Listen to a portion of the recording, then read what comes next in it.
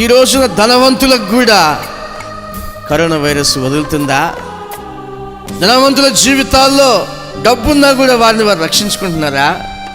ఈరోజు నువ్వు క్షేమంగా ఉన్నావంటే ఆయన దయ వలన కాదా? నీ చేతిలో 10 రూపాయలు లేకపోయినా సౌఖ్యం ఉందా లేదా?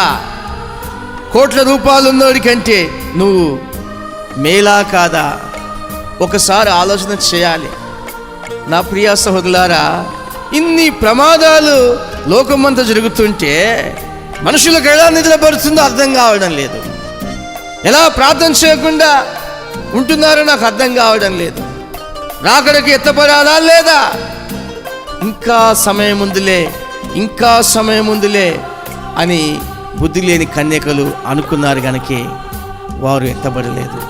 బుద్ధి కలిగిన కన్యకలు ఏ సమయమున ఆయన వస్తాడో నాకు తెలియదు, నేను నా సిద్ధిలో నూనె సిద్ధం చేసుకొని నా యొక్క దీపమును వెలిగిస్తూ ఉండాలి. పెళ్లి కుమారుని కొరకు నేను సిద్ధపడిన నేను ఆయన కొద్దిగా ఆలస్యం చేసిన నూనె అయిపోతే కష్టం అని చెప్పి బుడ్డిలో కూడా నూనె తెచ్చుకొని బుద్ధి కలిగిన కన్యకలు సిద్ధంగా ఉన్నారు. ఎంతమంది క్రైస్తవులు బుద్ధి కలిగిన కన్యకలు ఈ రోజున బుద్ధి లేని కన్యకవా, బుద్ధి ఉన్న కన్యకవా? నా ప్రియ సహోదరులారా, ఎత్తబడే గుంపులో మీరున్నారా? మీ పిల్లల్ని మీరు సిద్ధపరుస్తున్నారా? ఆయన రాకడ కొరకు.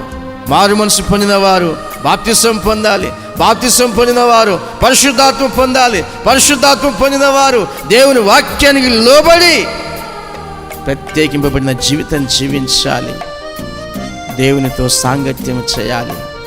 దైవజనులు ఇలాంటి మాటలు చెప్తే ఎందుకు కోపం? ఉన్న వాస్తవాలే బోధిస్తున్నారు. వాస్తవాలు బోధించినప్పుడు వారిని బాధపెడతారా? ఏ రూపంలోనైనా ఆ సేవకుని ఇబ్బంది పెట్టడానికి ప్రయత్నాలు చేస్తూ ఉంటారా?